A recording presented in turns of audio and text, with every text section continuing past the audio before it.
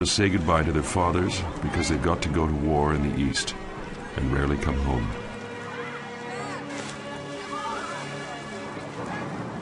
Tank driver Gerhard Kollek from Allenstein in East Prussia is on leave from the Russian front. It was the loveliest time that summer, a wonderful holiday. We had perfect weather, very good weather. We went on many outings. Gerhard Kollek rejoins the 6th Army in the summer of 1942. Then telegram came after telegram, ordering, back to the army immediately.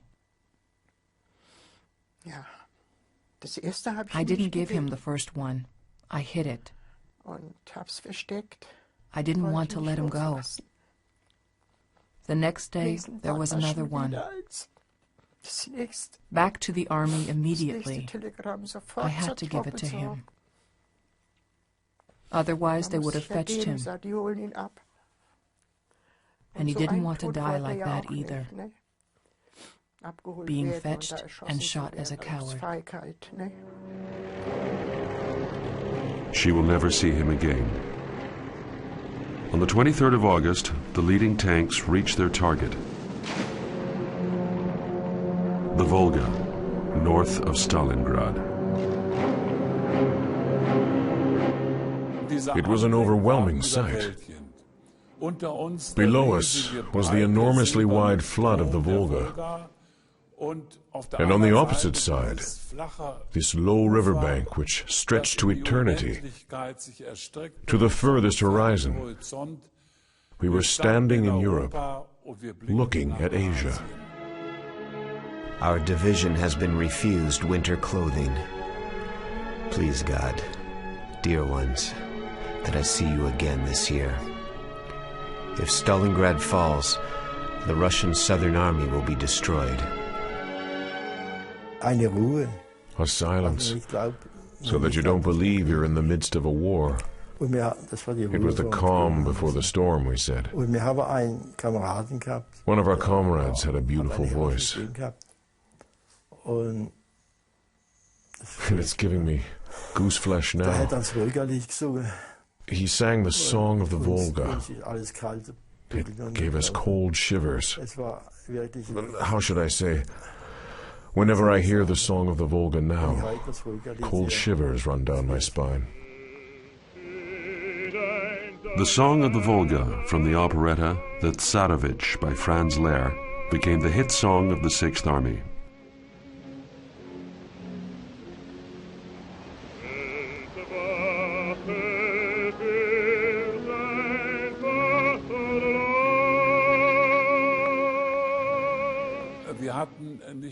We didn't have much time to waste by standing and looking at this view towards Asia.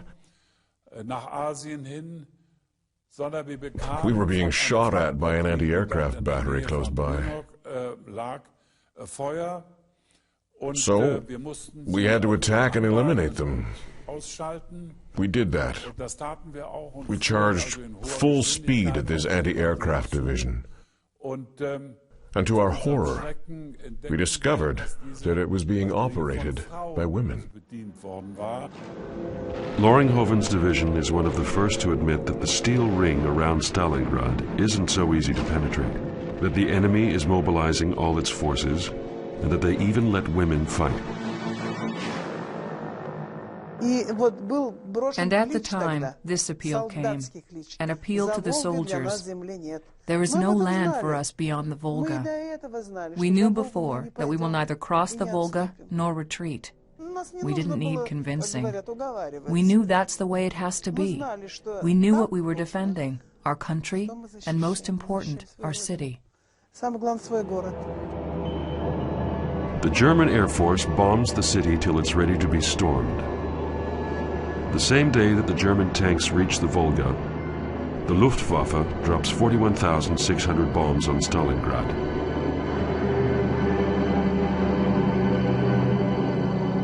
I remember clearly.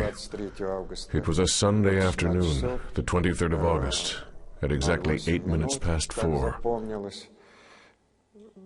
You could hear a rumble, a terrifying rumble from the left bank of the Volga. There were air formations. At first, we thought it was an exercise by our aircraft. But suddenly, we heard the whistling, and the explosions began. The raid is the most severe strike so far on the Eastern Front.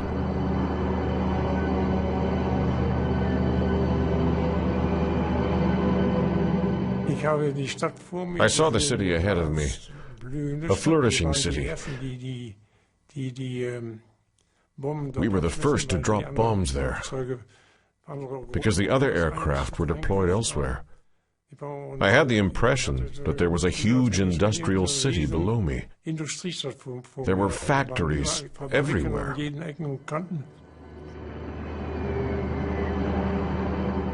Thousands of tons of bombs turned the city into an inferno.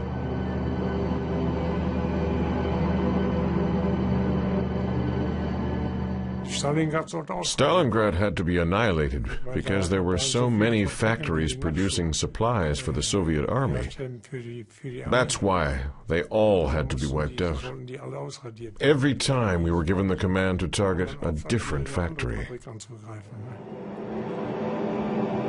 Residential areas are destroyed too.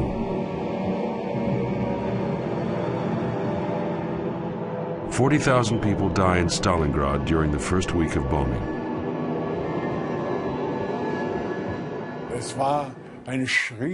A huge black cloud of smoke hung over Stalingrad, and the thermal pressure weighed down on it, so that the cloud of smoke formed an enormous cross.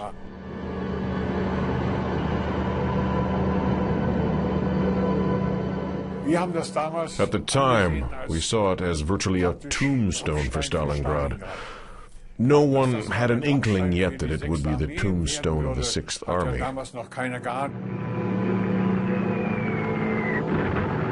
Only now are the people allowed to leave the city.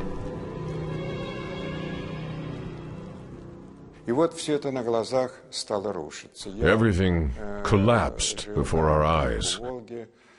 I lived on the bank of the Volga, about a kilometer from the city center. For the most part, the city was being bombed, and when the first explosion came, I realized, this is it. There is no turning back. A terrible new time awaits us. Day after day, the German bombers strike. The city soon looks like a heap of rubble. The entry in a Stalingrad girl's diary reads as follows. September the 4th. They've been bombing us for 2 weeks, even though there's almost nothing left to bomb. Will we survive all this? I'm scared. They're building barricades everywhere. Apparently, the real nightmare is still to come.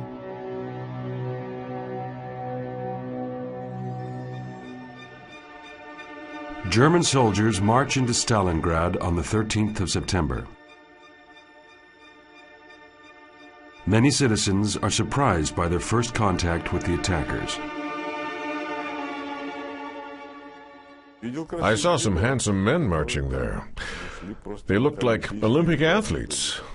They carried themselves upright and had no devilish horns as the children and even we had imagined. They looked good and were quite friendly, really. The troops are there to break down the last resistance, and they believe the job is done. But the real Battle of Stalingrad is only beginning now.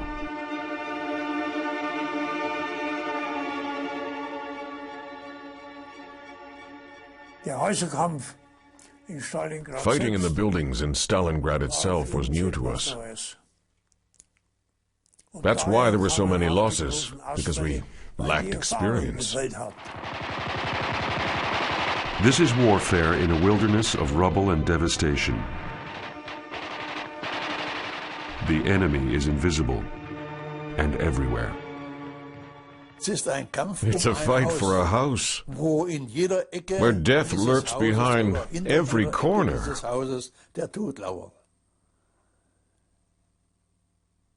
You can't imagine a situation more frightening and more horrible than that.